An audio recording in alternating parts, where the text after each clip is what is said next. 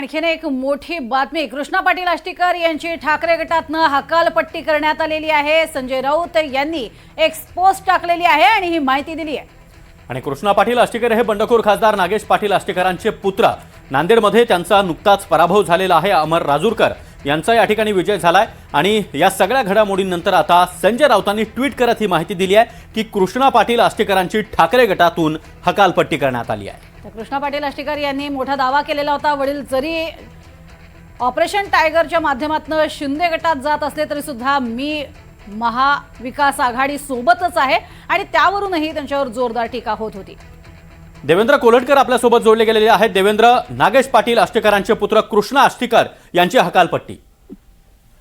अगदी बरोबर आहे सागर। कृष्णा आष्टीकर यांची शिवसेना ठाकरेंच्या पक्षातून हकालपट्टी करण्यात आलेली आहे। संजय राऊत यांनी स्वतः ही सगळी माहिती दिलेली आहे। यापूर्वी आपण बघितलेलं आहे की सुषमा अंधारे आणि कृष्णा आष्टीकर यांच्यामध्ये चांगलाच वाद जो आहे तो रंगला होता। नागेश आष्टीकर यांनी आता शिंदेच्या शिवसेनेमध्ये प्रवेशच करणार आहे हे सगळं निश्चित झालेलं आहे।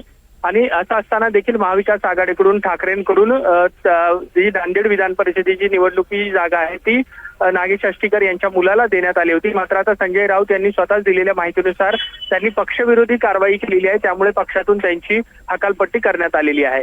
नक्कीच देवेंद्र, त्यामुळे कृष्णा आष्टीकर यांच्यासाठी हा धक्का म्हणावा लागेल, कारण एकीकडे पराभव आणि आता दुसरीकडे पक्षातून हकालपट्टी।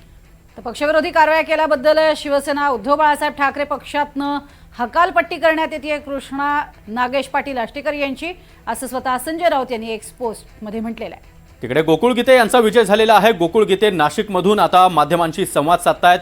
गीते बंधू हे माध्यमांशी बोलतायत।